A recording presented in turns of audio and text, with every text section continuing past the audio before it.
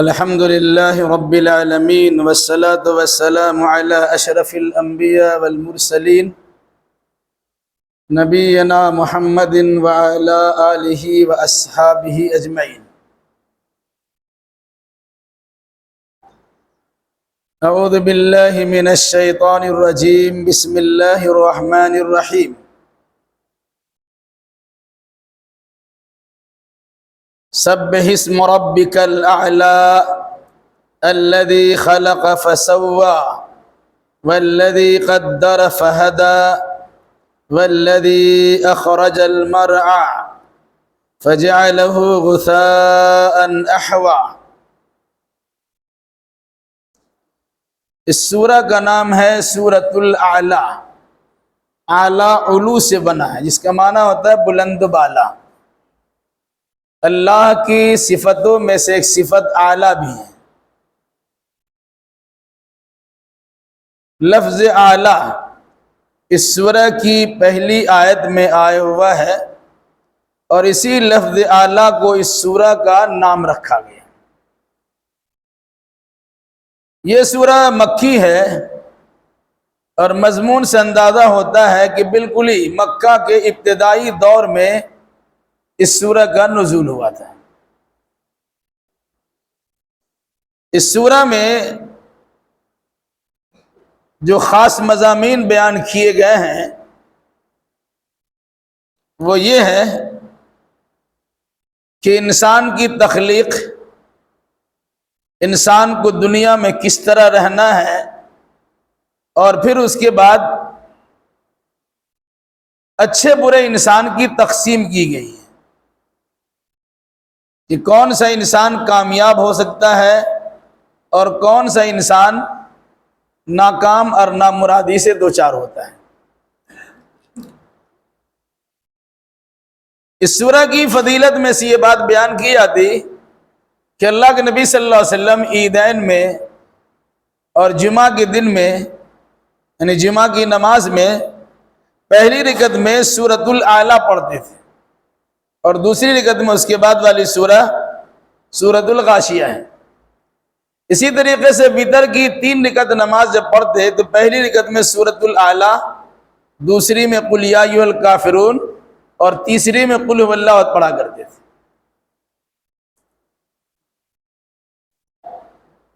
بلکہ روایت اس طرح بھی ہے کہ اگر ایک ہی دن عید اور جمعہ دونوں ہو جائے تو اللہ کے نبی صلی اللہ علیہ وسلم عیدین کے اندر بھی، عید کی نماز بھی پہلی رکعت میں سورۃ الاعلی پڑھتے تھے اور پھر جمعہ کے دن، جمعہ کے وقت میں بھی جمعہ کی نماز میں پہلی رکعت میں سورۃ الاعلی پڑھتے تھے. سبح اسم ربک الاعلی، اے نبی اپنے سب سے بڑے رب کے نام کی تسبیح بیان کیجیے. اپنے بلند و بالا رب کے نام کی تسبیح بیان کیجیے. سبح تسبیح بیان کرنا، سبحان اللہ پڑھنا، یا اللہ کی پاکی بیان کرنا.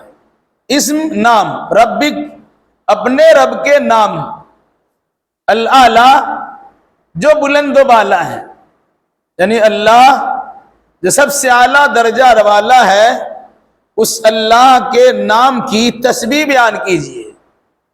جب اللہ کے نبی صلی اللہ علیہ وسلم اس آیت کو پڑھتے تھے تو کہتے تھے سبحان ربی الاعلی، سبح اسم ربک الاعلی، اپنے رب اعلیٰ کی کے نام کی تسبیح بیان کیجیے.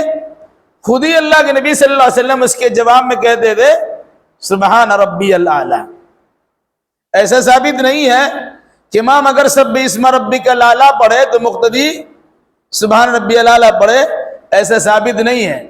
لیکن خود اگر کوئی آدمی پڑھتا ہے سبح اسم ربک الاعلی تو یہ ثابت ہے کہ پڑھنے والا خود کہے گا سبحان ربی الاعلی.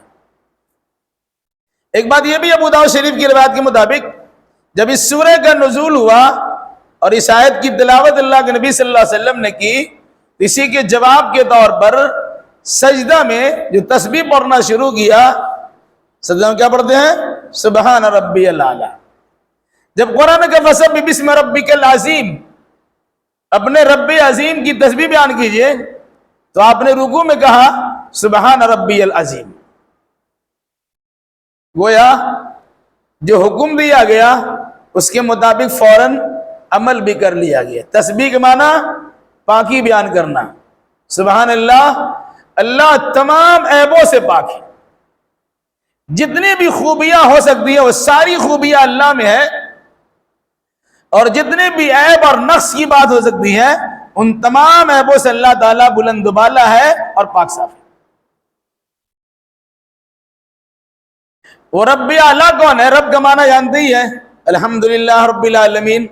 رب پالنہار، پرورش کرنے والا، نگراں، نگہداشت کرنے والا، دیکھ ریکھ کرنے والا، تربیت کرنے والا، یہ سارے معنی رب میں ہیں. تو اللہ تو رب ہے ہی. اللہ جو بلند ہے، بلند بالا ہے، بڑا اونچا مقام والا ہے، اس سے اونچا مقام کا تصور ہی نہیں ہو سکتا ہے.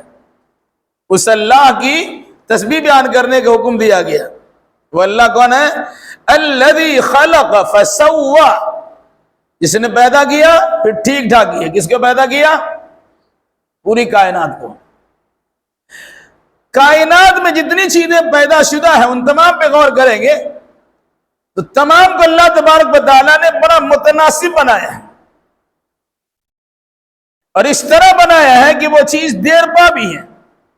جب اللہ تبارک و تعالیٰ چاہتا ہے وہ صحیح سالم رہتا ہے، اور جب اللہ تبارک و تعالیٰ کی مشیت ہوگی وہ نظام سارا کا سارا بکھر جائے گا، ٹوٹ پھوٹ کا شکار ہو جائے گا.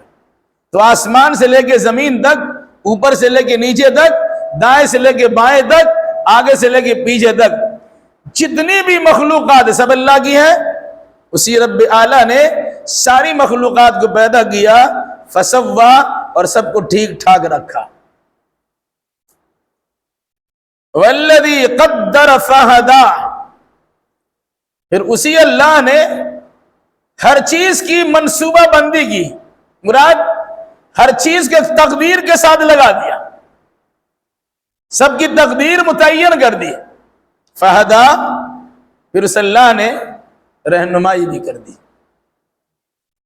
آسمان کب بنا، کب تک رہے گا، وہ اللہ تبارک و تعالیٰ نے تقدیر میں لکھ دیا ہے.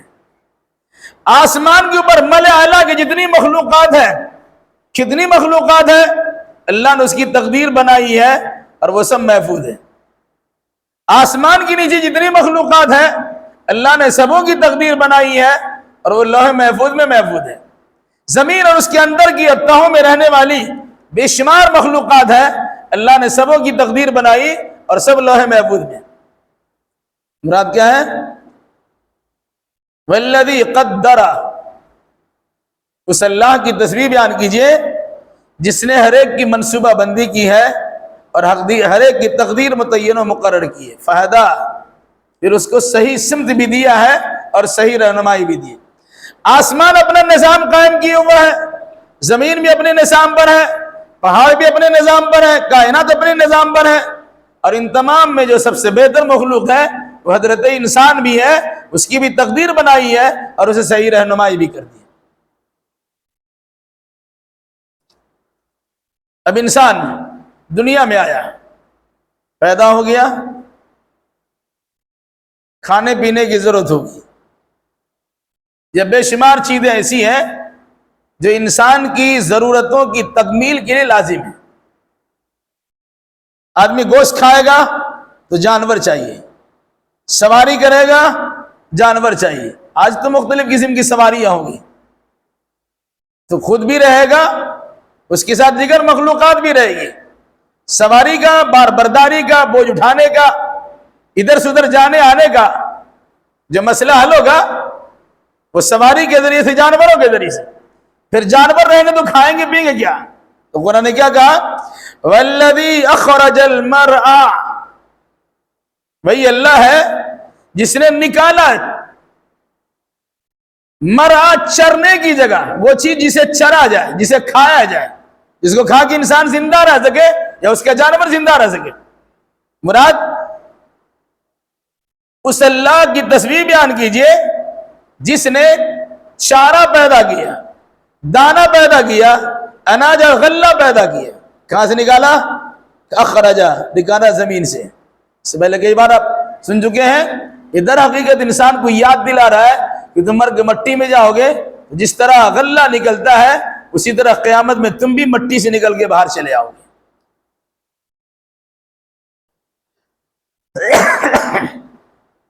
فَجَعَلَهُ غُثَاءً أَحْوَىٰ، پھر اس اللہ نے اس چارہ کو، اس گھاس کو، تر و تازہ گھاس کو یا غلہ کو یا دانا و اناج کو کیا بنا دیا؟ فَجَعَلَهُ، پھر اس کو بنا دیا غُثَاءً أَحْوَىٰ، سیاہ کوڑا کرکٹ۔ یہ چیز سمجھ میں نہیں آئے گی، لیکن اگر آپ چلے جائیں کھیت میں اور کسان کے ساتھ کچھ دن کے لیے رہ جائیے تو اندازہ ہوگا کسان بڑی محنت و مجاہدہ کے بعد جب زمین پر کھیتی کو لہلہاتی ہوئی دیکھتا ہے اسے تر و تازگی محسوس ہوتی ہے، وہ خوش ہوتا ہے۔ پھر اس کے بعد آپ ایسا دیکھیں گے کہ زمین پر ہریالی بچھی ہوئی ہے، گویا سبز رنگ کی چادر بچھی ہوئی ہے۔ جب دھان ہو رہا ہو، اس کی کھیتی لگ رہی ہو، ساگ سبزی کی کھیتی ہو وغیرہ ذالک، تو اب دیکھیے گا کہ بیٹی بالکل کھیتی سرسبز شاداب ہے۔ اب دھان لگا یا گیہوں لگا، ایک مدت آنے کے بعد اس کے کاٹنے کی باری آتی ہے۔ انسان اس کے غلہ کو کاٹتا ہے، اپنے گھر لے آتا ہے، جس ڈنڈل میں وہ کھڑا رہتا ہے اس کی پوزیشن کیا ہوتی ہے؟ وہ سوکھ جاتی ہے، کالی پڑ جاتی ہے، اور نہیں تو سوکھنے کے بعد آگ میں جلائی جاتی ہے، راکھ بن جاتی ہے۔ انہوں نے کیا کہا؟ فَجَعَلَهُ غُثَاءً أَحْوَىٰ، اس تر و تازہ گھاس پھوس کھانے پینے کی چیز کو پھر اللہ نے سیاہ کوڑا بنا دیا۔ یہ اس چیز کی طرف رہنمائی ہے کہ ہمیشہ عروج نہیں رہتا، زوال بھی آتا ہے، ہمیشہ ترقی نہیں رہتی، تنزل بھی آتی ہے، ہمیشہ انسان اونچا ہی نہیں رہتا، اسے نیچا بھی جانا پڑتا ہے۔ تو زندگی کے سارے معاملات کو صرف ایسے ایک جملہ میں اللہ نے سمجھا دیا، ابھی تم تر و تازہ ہو، ابھی مرجا جاؤ گے۔ ابھی اللہ تبارک و تعالیٰ نے تمہیں اٹھان دیا ہے، اڑان دیا ہے، اونچی پہنچ دے دی ہے، لیکن ایک وقت ایسا آئے گا کہ تم ہاتھ پیر سے معذور ہو جاؤ گے اور بستر مرگ پہ لیٹے ہوئے رہو گے، اور پھر اس کے بعد تو انسان کو تو مرنا ہی ہے۔ یاد دلایا؟ اسی اللہ کی تسبیح بیان کیجئے جس نے تر و تازہ گھاس پھوس پیدا کیا، اور پھر اسی اللہ نے اس کو کیا بنا دیا؟ غُثَاءً أَحْوَىٰ، سیاہ کالا کرکٹ بنا دیا، کوڑا کرکٹ بنا دیا۔ اس تمہیدی گفتگو کے بعد آگے کی آیتوں میں اللہ کے نبی صلی اللہ علیہ وسلم کو ایک تاکید کی گئی، خوشخبری بھی سنائی گئی، اور ساتھ ساتھ دعوت و تبلیغ کا طریقہ کار بھی بتلایا گیا۔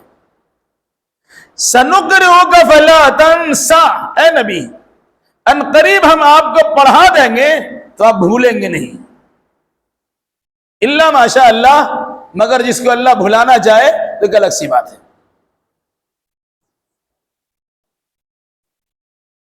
اللہ کے نبی صلی اللہ علیہ وسلم ایک امی انسان تھے، ان پڑھ تھے، ان پڑھ مطلب جاہل نہیں ہے، انہوں نے پڑھنا لکھنا سیکھا نہیں تھا، اللہ نے پڑھا دیا۔ ظاہر سی بات ہے، جو بچہ نہیں پڑھتا ہے جوان ہونے کے بعد اس کا دماغ موٹا ہو جاتا ہے، اور بوڑھا ہو جائے تو اور بھی موٹا ہو جاتا ہے، یاد کرنا مشکل ہوتا ہے۔ بچپن میں بہت ساری چیزیں آپ کو یاد ہو جاتی ہیں، جوانی میں یاد کرنے میں دقت آتی ہے، اور بڑھاپے میں اور زیادہ دشواری آتی ہے۔ اب 40 سال کی عمر میں اللہ کے نبی صلی اللہ علیہ وسلم سے کہا کہ پڑھیے، کبھی آپ نے کتاب دیکھی نہیں تھی، کبھی مدرسہ کے منہ نہیں دیکھا تھا، کبھی مکتب نہیں گئے تھے، کبھی اسکول کالج کا نام و نشان بھی آپ کے سامنے نہیں تھا، اور اچانک بڑی کتاب پڑھنے کا آپ کو حکم دیا گیا تو آپ پریشان تھے؟ اللہ نے قرآن کے شایع نشان جبریل علیہ السلام کو اللہ کے رسول صلی اللہ علیہ وسلم کے پاس بھیجا اور کہا کہ انہیں پڑھائیے، اقرأ بسم ربک الذی خلق۔ کیا فرمایا؟ ما انا بقاری، میں پڑھا ہوا نہیں۔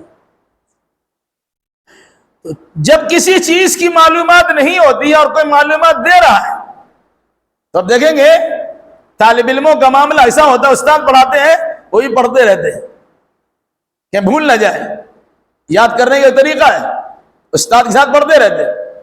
اللہ کے نبی صلی اللہ علیہ وسلم نے انسانی فطرت کے پیش نظر یہی سوچا کہ جبریل پڑھ رہے ہیں، اس کے ساتھ ہم پڑھ لیتے ہیں، آپ اپنی زبان چلانا اور حرکت دینا شروع کر دیا۔ تو قرآن نے کیا کہا؟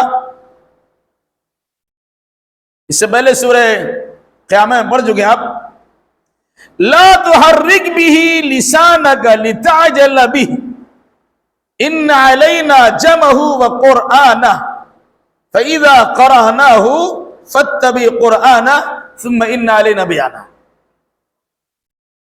آپ جلد بازی کرتے ہوئے اپنی زبان کو حرکت نہ دیجیے۔ ڈر لگتا ہے کہ بھول جائیں گے، یہ ڈر ختم کر لیجیے۔ اس قرآن کا جمع کرا دینا، اس قرآن کا پڑھوا دینا، اس قرآن کا معنی مطلب سمجھا دینا، اس میں ہمارے ذمہ ہے۔ آپ کو جبریل پڑھاتے ہیں، اب پڑھ لیجئے، یا جبریل سناتے ہیں تو سن لیجئے۔ پھر آپ دیکھیے کہ جبریل کی پڑھی ہوئی چیز وہ آپ کے ذہن و دماغ میں کس طرح رچ بس جا رہی ہے، آپ سمجھ بھی نہیں سکتے ہیں، لیکن اللہ تبارک و تعالی آپ کے دل و دماغ میں اسے بسا دے گا۔ اس لیے کیا فرمایا؟ اپنی زبان کو جلد بازی کرتے ہوئے حرکت مت دیجیے۔ اس قرآن کا پڑھا دینا، جمع کرا دینا اور اس کا معنی مطلب سمجھا دینا سب ہمارے ذمہ۔ اسی موقع سے بھی بات آئی، سنقرئک فلا تنسا۔ آپ کو ڈر لگ رہا تھا کہ ہم پڑھیں گے تو ابھی پھر بھول جائیں گے، یاد رہے گا کہ نہیں رہے گا، تو اللہ نے خوشخبری سنا دی، ان قریب ہم آپ کو پڑھوا دیں گے، فلا تنسا، تو آپ بھولیں گے نہیں۔ جبریل نے پڑھایا یا جبریل نے سنایا، آپ نے پڑھا یا آپ نے سن لیا، جو سن لیا وہ یاد ہو گیا، اب اسے بھولیں گے نہیں۔ اللہ تبارک و تعالیٰ ضمانت دیتا ہے۔ پھر فرمایا الا ماشاء اللہ، ہاں اگر اللہ تبارک و تعالیٰ ہی کسی چیز کو آپ کے ذہن سے نکال دینا چاہے الگ سی بات ہے، یا اللہ تبارک و تعالیٰ آپ کو پڑھوا بھی دیا، لکھوا بھی دیا، اس میں سے کسی چیز کو حذف کرنے کا حکم دے تو اللہ تبارک و تعالیٰ کی مشیت ہے، آپ بھولیں گے نہیں لیکن اللہ بھلا دے گا۔ آپ اسے یاد بھی رکھیں گے تو کہا جائے گا اسے قرآن سمجھ کے مت پڑھیے، بہت ساری قرآن کی آیتیں تھیں اسے منسوخ کر دی گئی، اس کا حکم باقی ہے، اس کے مطابق عمل کیا جاتا ہے، لیکن وہ قرآن میں آیت نہیں ہے۔ کہیں کہ قرآن مقدس میں کچھ آیتیں موجود ہیں جس پر آپ عمل نہیں کر سکتے۔ کیا فرمایا؟ سنقرئک فلا تنسا، ہم آپ کو پڑھا دیں گے تو آپ بھولیں گے نہیں، الا ماشاء اللہ، مگر یہ کہ جو اللہ چاہے۔ اللہ کسی کو ذہن سے نکال دینا چاہے ایک الگ سی بات ہے۔ دیکھ لیے بہت سے لوگ یاد کرتے ہیں بھول بھی آتے ہیں۔ اللہ کے نبی صلی اللہ علیہ وسلم سے بھی وقتاً فوقتاً بھول ہوئی ہے، کبھی ایسا بھی ہوا کہ آپ نماز پڑھا رہے ہیں، ایک آیت آپ سے چھوٹ بھی گئی ہے، تو یہ معمولی سی چیز ہے، یہ بشری کمزوری کا تذکرہ ہے کہ ایسا ہو سکتا ہے، لیکن اسے یاد کروا دوسرے کو کہ ٹوکا جا سکتا ہے، لقمہ دیا جا سکتا ہے۔ اللہ کے نبی صلی اللہ علیہ وسلم پڑھا رہے تھے نماز، آپ کو کھانسی آ گئی، کھانسی آنے کے بعد ذہن پٹ گیا، اس کے بعد والی آیتیں آپ کو آ نہیں رہی تھی، تو سلام پھیرنے کے بعد فرمایا الیس فیکم کعب بن مالک، کیا تمہارے درمیان کعب بن مالک نہیں ہے؟ یا رسول اللہ میں حاضر ہوں، کیا تم نے بتایا کیوں نہیں؟ اس کا مطلب ہے کہ اگر امام نماز پڑھا رہا ان سے بھول ہو جا رہی ہے، کچھ چھوٹ جا رہا ہے، تو مقتدی کی ذمہ داری جس کو معلوم ہو وہ بتا دے، اور سب لوگ چلا چلی نہ کرے، سب بتانا شروع کر دے، امام گھبرا جائے گا۔ تراویح میں آپ دیکھیں گے پورا قرآن میں سب خاموش رہتا ہے، لیکن 30واں سپارہ میں چونکہ اکثر لوگوں کو یاد رہتا ہے، تو تراویح پڑھانے والے امام بھی ہوشیار رہتے ہیں کہ پتہ نہیں کدھر کدھر سے آواز آئی، تو سب لوگ اگر بتانے لگ جائیں گے اور سب پریشانی ہو جائے گی. اس لحاظ سے انہیں لوگوں کو بتانا چاہیے جو سامنے قریب میں ہو اور جانی پہچانی اس کی آواز ہو, تاکہ وہ اس سے مانوس بھی ہو اور اس کے ساتھ ساتھ اس کی مدد لے کر کے آگے بڑھ بھی جائے.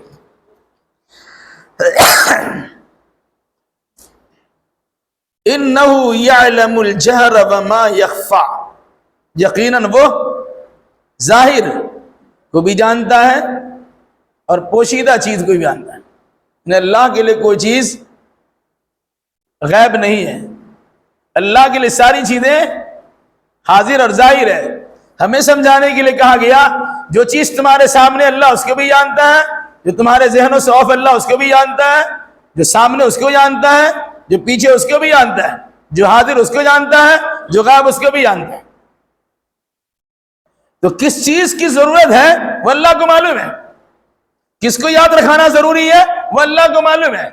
کس چیز کو آپ کے ذہن سے الگ کر دیا جائے اللہ کو ہی معلوم ہے. کون سا حکم وقتی طور سے دیا گیا اس کے احکام کو منسوخ کر دیا جائے اللہ اس کو بھی جانتا ہے. کیا فرمایا؟ انہ یعلم الجہر وما یخفا, یقیناً وہ جانتا ہے ظاہری چیز کو بھی, وما یخفا, اور اس کو جسے چھپاتے ہیں, یعنی ظاہر اور پوشیدہ دونوں کو اللہ جانتا ہے. پھر خوشخبری آپ کو سنائیں گے. وَنُيَسِّرُكَ لِلْيُسْرَىٰ, اے نبی ہم آپ کے لیے آسانی پیدا کر دیں گے. یہ آسانی کا راستہ آسانی سے ہموار کر دیں گے. کون سا راستہ آسانی کا, یا کس قسم کی آسانی پیدا کریں گے؟ چونکہ قرآن سے متعلق ہے اس لیے قرآن کا پڑھنا بھی آپ کے لیے آسان, قرآن کو یاد کرنا بھی آپ کے لیے آسان, قرآن کو پڑھانا بھی آپ کے لیے آسان, قرآن کا معنی مطلب سمجھانا بھی آپ کے لیے آسان. جو کام کرنا آپ چاہیں گے اللہ کی مشیت کے لیے وہ سارا کام اللہ تبارک و تعالیٰ آپ کے لیے آسان کر دے گا.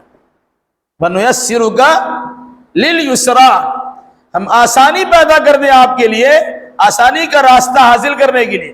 جنت میں جانا آپ کے لیے آسان ہو جائے گا, جہنم سے بچنا آپ کے لیے آسان ہو جائے گا, دعوت و تبلیغ کرنا آپ کے لیے آسان ہو جائے گا, قرآن کو یاد کرنا بھی آسان ہے, اس کا معنی مطلب بھی سمجھنا آسان ہے, اسے لوگوں تک پہنچا دینا بھی آسان. یہ سارا کام کون کرے گا؟ ہم کریں گے. یعنی اللہ نے کہا یہ ذمہ داری آپ کو لینے کی ضرورت نہیں ہے, سو ہماری ذمہ داری ہے. ہاں جس کام کو کرنے کو کہا گیا اس کام کو کرنے کے لیے تیار رہیے. اسباب پیدا کر دینا کس کے کام ہے؟ اللہ کے کام. وَنُيَسِّرُكَ لِلْيُسْرَىٰ, اور ہم آپ کے لیے آسانی کے راستے کو اور آسان کر دیں گے.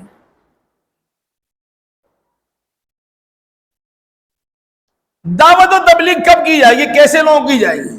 ایک طریقہ وہی بتلایا گیا. ہم لوگ جمعہ میں سورۃ الاعلیٰ پڑھتے ہیں. اللہ کے نبی صلی اللہ علیہ وسلم نے بڑی جماعتوں میں بطور خاص سورۃ الاعلیٰ اور سورۃ الغاشیہ پڑھا کیوں ہے؟ مفسرین اس کی حکمت یہی بتائی ہے کہ بڑی اہم باتیں, چھوٹی چھوٹی چیزیں ہیں لیکن بڑی اہم ہے. اللہ کے نبی صلی اللہ علیہ وسلم ان آیتوں کے ذریعے سے امت مسلمہ کو یہ تعلیم دینا چاہتے ہیں کہ سبق کو بار بار پڑھا جائے, ہفتہ میں ایک بار ضرور سنایا جائے, اور اگر ہو سکے تو روزانہ وتر کی نماز پڑھ کے اور سمجھ کر اپنے اندر تبدیلی لانے کی کوشش کی جائے. فذکر, اے نبی نصیحت کیجئے. کب؟ ان نفعت الذکریٰ, اگر نصیحت کرنا فائدہ دے. بولے تب تو تبلیغ ہی نہیں کرنا چاہیے, کس کو پتا کہ نصیحت فائدہ دے گی نہیں دے گی. ایک آدمی آپ کی بات سننے کے لیے تیار ہی نہیں ہے اور خواہ مخواہ اس کو قرآن سناتے ہیں, کوئی فائدہ نہیں ہوگا. اس سے پہلے سورہ عبس میں پڑھ چکے ہیں. ایک انسان نابینا صحابی ہے, وہ آپ کی خدمت میں اگر آپ سے کچھ سننا چاہتا ہے اور دل جمی کے ساتھ سننا چاہتا ہے, دلچسپی کے ساتھ سننا چاہتا ہے, ہدایت لینے کے لیے سننا چاہتا ہے, آپ نے اس سے بے اتنائی برت دی, لیکن وہ سردار قسم کے لوگ ماننے کے لیے تیار ہی نہیں ہے اور آپ اسے نیچے چلے آتے ہیں, اسے سمجھانے میں لگے ہوئے, سارا وقت اسی میں لگا دے رہے, یہ آپ کے لیے مناسب نہیں. اسی کو یہاں اس انداز سے کہا گیا فذکر ان نفعت الذکریٰ, اب نصیحت کرتے رہیے اگر نصیحت ان کو فائدہ دے. کسی کے بارے میں معلوم ہے سنے گا ہی نہیں, پریشان کرنے کے لیے آتا ہے, ایسے لوگ بھی ہیں, سوال خوب کرتے ہیں, عمل کچھ ہوتا ہی نہیں ہے. آپ کسی اچھے کام میں لگے رہیے گا, آگے سوال کرے گا, ایسا لگتا ہے کہ بس ابھی عمل کرنا شروع کر دے گا. برسا برس زندگی گزر رہی ہے, صرف سوال ہی پہ چلا جاتا ہے, عمل ہی نہیں کرتے. ہم لوگوں کے پاس بہت سارے لوگ آتے پریشان کرنے کے لیے, ایسا سوچتے ہیں کہ شاید تبلیغ ہو جائے گی, وہ سیکھ لے گا, سمجھ جائے گا, لیکن اس کا کام صرف پریشان کرنا ہے. تو جب جانتے کہ ایسے لوگ ہیں پریشان کرنے والے, وہاں نصیحت کرنے کی ضرورت ہی نہیں ہے. اسی طریقے سے اللہ کے نبی صلی اللہ علیہ وسلم کے اعمال کو دیکھیے, لمبی لمبی تقریر نہیں کرتے تھے آپ. کیوں؟ لمبی لمبی تقریر سننے کے بعد آدمی کسمسا جائے گا, الکسا جائے گا, سستیا جائے گا, اور طبیعت نہیں چاہے گی. لیکن لوگ مجلس میں بیٹھائے ہوئے ہیں, چلو بیٹھے ہوئے ہیں, مجلس بیٹھ کر کے بھی کہیں اور گھومتے رہتے ہیں. جسم یہاں ہے, دل اور کہیں ہے. اسی چیز کو اگر مد نظر رکھا جائے تو بڑے بڑے اجلاس ہوتے ہیں, پروگرام بڑا لمبا لمبا, رات دن پروگرام چلتا ہے. انسان سمجھتا ہے بڑا کارنامہ انجام دے رہے ہیں. تو تھکا مادہ ذہنیت کے لوگ ہیں, آپ بھی تھکے ہوئے ہیں, علماء بھی تھکے ہوئے ہیں, سامعین بھی تھکے ہوئے ہیں, سنیں گے کیا؟ اور اس سے بھی کئی گزری صورت کیا ہے, رات جگہ قسم کا پروگرام ہوتا ہے, رات بھر جاگ جاگ کے پروگرام ہوتا ہے. 12 بجے کے بعد تو ایسی انسان کا 12 بج جاتا ہے, اب مقرر اٹھا کے لاتے چلیے تقریر کیجیے, وہ اونگ رہا ہے, اور سب لوگ تو بستر پہ لیٹے ہوئے, مجمع میں بیٹھے ہوئے, سوئے ہوئے ہیں یا ویسے ہی لیٹ گئے ہیں.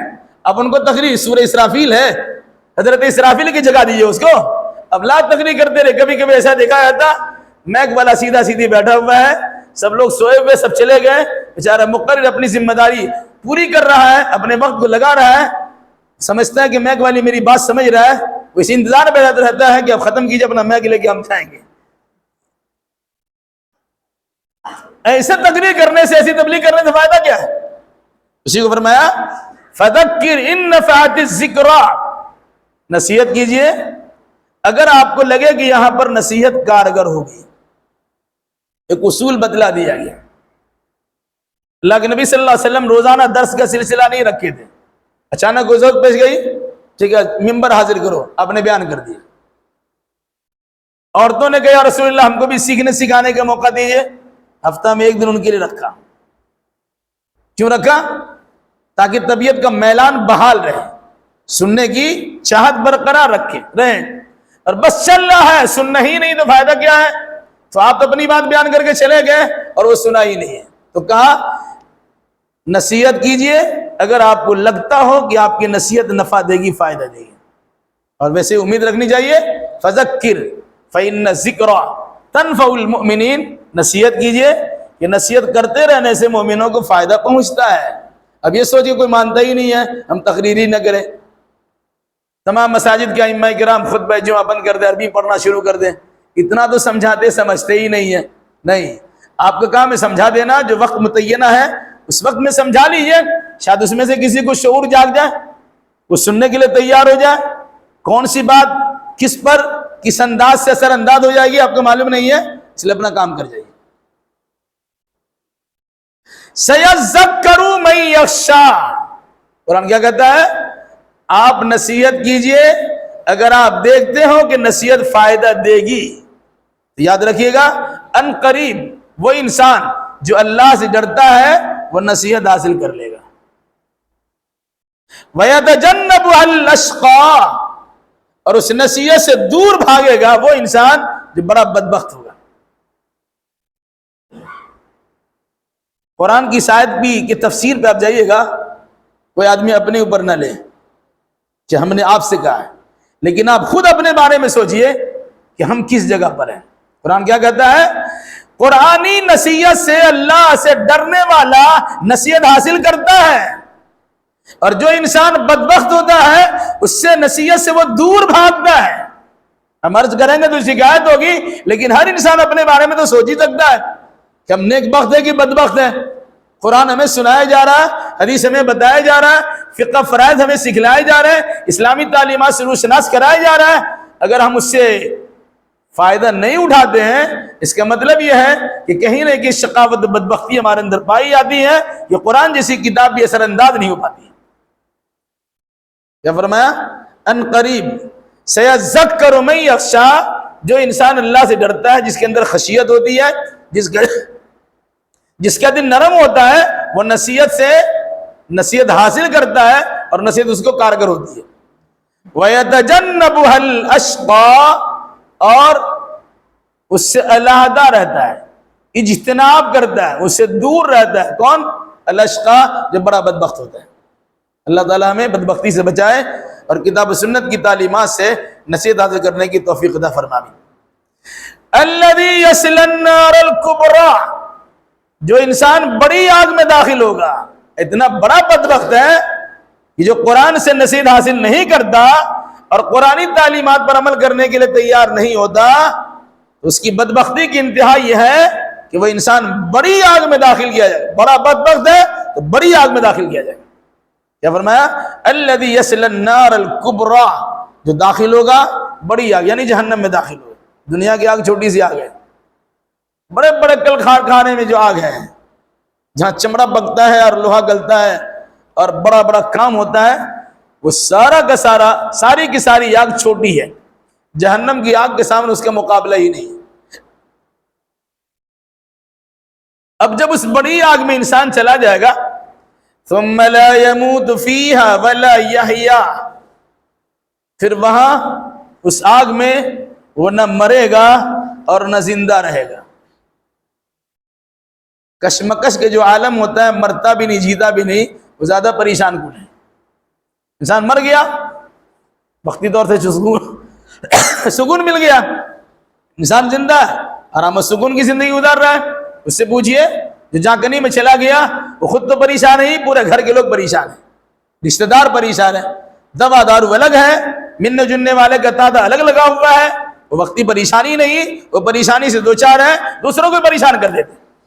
تو جب معمولی سے اگر کوئی انسان حیات و موت سے لڑ رہا ہوتا ہے تو پریشان ہوتا ہے، دوسرے اس سے پریشان ہو جاتے ہیں. اب جہنم کی پریشانی کا عالم کیا ہوگا؟ اس لیے فرمایا وہ بڑی آگ میں داخل ہوگا جہاں نہ مرے گا اور نہ جیے گا. انسان کو جب تکلیف ہوتی ہے تو مرنا سوچتا ہے، مر جائے. اب تو گھبرا کہ یہ کہتے ہیں کہ مر جائیں گے، اور مر کے بھی چین نہ پائے تو کدھر جائیں گے. آدمی خودکشی کر لیتا ہے نا، پنکھا سے لڑک جاتا ہے، زہر کھا لیتا ہے، بلڈنگ سے چھلانگ لگا دیتا ہے، ٹرین کے نیچے جا کے دب جاتا ہے. ادھر حقیقت اپنے آپ کو کمزور بناتا ہے، مقابلہ کرنے کی طاقت اور سکت نہیں پاتا ہے اور چلا جاتا، خودکشی کر لیتا ہے، مر جاتا وہ. لیکن اگر وہ سوچتا ہے کہ مر کے ہمارا معاملہ تمام ہو گیا، بیوقوفی ہے. جس طرح یہاں مرا ہے جہنم میں اسی طرح بار بار مرتا رہے گا. بلڈنگ سے کودا ہے تو جہنم سے کودتا ہی رہے گڈھا میں. چھری بھوگ کے اپنے آپ کو آتمہاتمی کیا ہے، اسی انداز کے ساتھ برتاؤ ہوتا رہے گا. زہر پیا تو مستقل زہر ہی پیتا رہے گا وغیرہ ذالک. پنکھا سے لٹکا ہوا ہے، وہاں بھی کسی چیز سے لٹکتا ہی رہے گا، تو سکون کا ہوگا. ثم لا يموت فيها ولا يحيا، پھر وہ اس میں نہ مرے گا اور نہ جیے گا. قرآن مجید میں بارہا یہ بات آئی. ایک جگہ ایسا بھی کہا گیا، یا مالک لیقضی علینا ربک. جہنم میں انسان پکارے گا، اے مالک، داروغہ جہنم، اپنے رب سے کہیے کہ میرا کام تمام کر دے، موت دے دے. تو ایک لمبی مدت کے بعد اس کے جواب ملے گا، انکم ماکثون، تم اسی میں رہو. پھر یہ کہیں یہ بھی کہا گیا، لا تدعوا ثبورا واحدا ودعوا ثبورا کثیرا. ایک موت کو مت بلاؤ، بے انتہا موت کو بلاؤ، مگر تم تو مرنے والے نہیں ہو. کلما نضجت جلودہم بدلناہم جلودا غیرہا لیذوقوا العذاب. آگ میں چمڑی جھلس گئی، ادھڑ گئی، فوراً دوسری چمڑی چلے گی. کیفیت تو یہ ہے. تو کہا اس میں آدمی زندہ بھی نہیں رہے گا اور مرے گا بھی نہیں. موت آنے کے بعد وقتی طور سے کچھ سکون مل جاتا ہے، زندگی صحیح رہتی ہے، آرام سے رہتا ہے. کہاں وہ حیات و موت کی کشمکش میں انسان مستقل پڑا رہے گا. اس لیے اس آگ سے ڈرو. اس آگ سے ڈرنے کی صورت یہ ہوگی نصیحت حاصل کرو، اور نصیحت حاصل کرنے کی صورت ہوگی جو کتاب و سنت بتایا جائے اس کے مطابق عمل پیرا ہونے کی کوشش کیجیے. قد افلح من تزکا، ایک عام بات، وہ انسان کامیاب ہو گیا جس نے تزکیہ کر لی، اپنے آپ کو پاک صاف کر لیا، گناہوں سے پاک کر لیا، شرکیہ کفری عقیدے سے پاک کر لیا، بدعقیدگی سے اپنے آپ کو پاک کر لیا، ظاہری صفائی ستھرائی اختیار کر لیا، کہا قرآن نے وہ تو کامیاب ہو گیا۔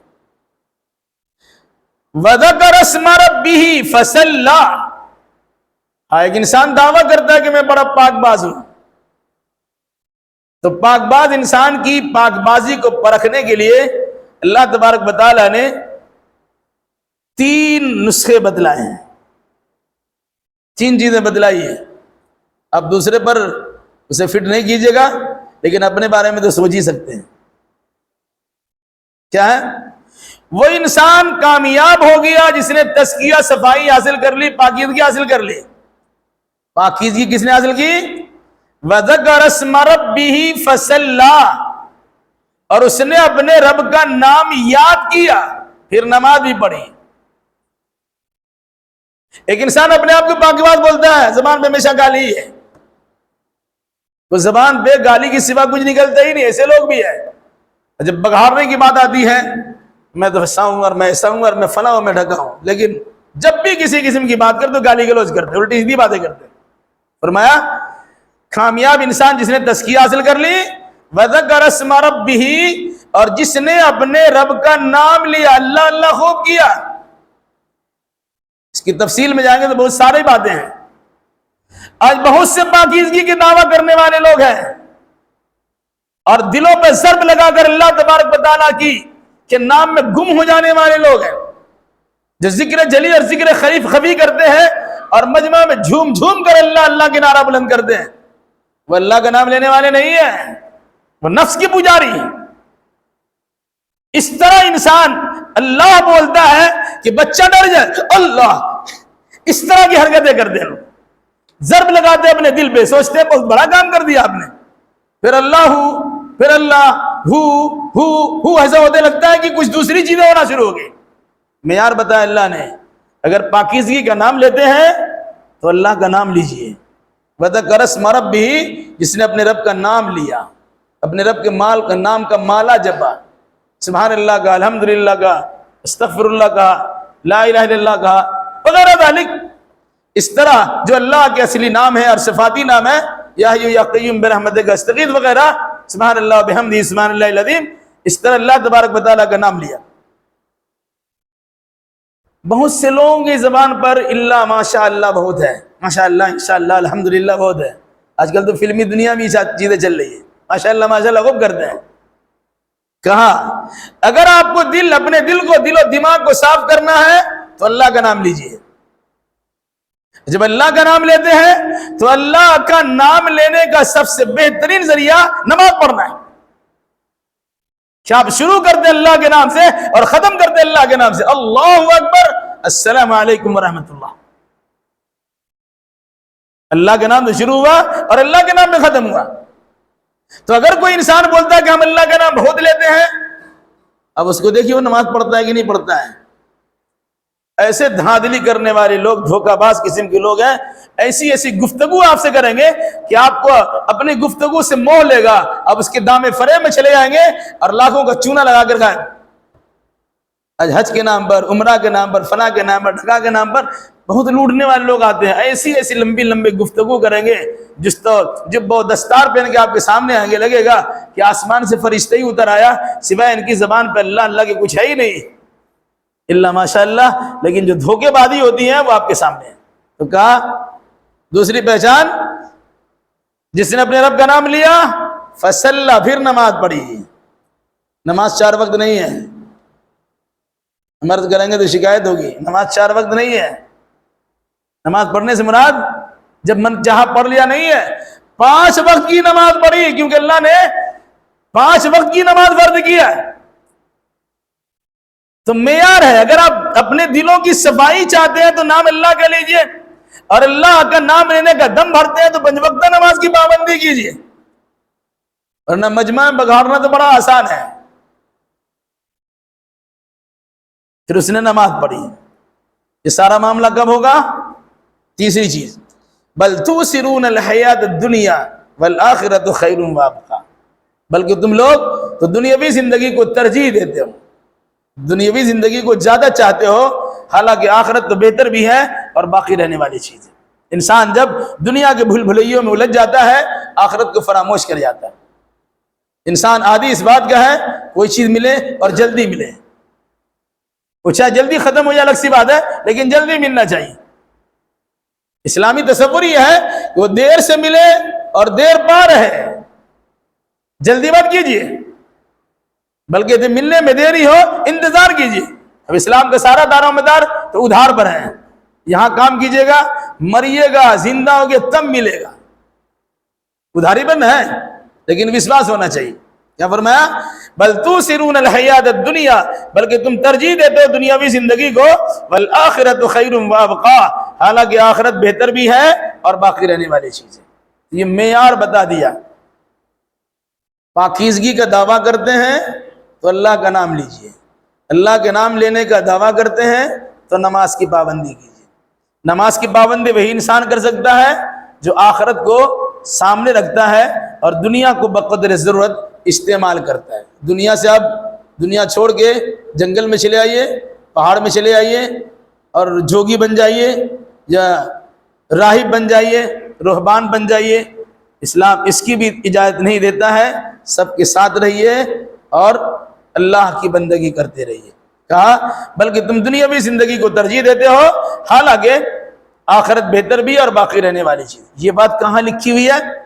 ان ھذا لفی الصحف الاولی، یقیناً یہ بات پہلے کے صحیفوں میں، پہلے کی کتابوں میں، تورات میں، انجیل میں، زبور میں، اور جو دوسرے چھوٹے چھوٹے کتابچے دیے گئے ان تمام میں، اور بطور خاص صحف ابراہیم و موسیٰ، ابراہیم علیہ السلام کے صحیفوں میں اور موسیٰ علیہ السلام کے صحیفوں میں، جو کتابچے ہیں چھوٹا چھوٹا کتابچہ، اس کے اندر بھی جو پرانی ریت اور رواج کے مطابق نہیں بلکہ اللہ اس کے رسول کے فرمان کے مطابق جو کتابیں ہیں، ان تمام کتابوں میں یہ بات موجود ہے کہ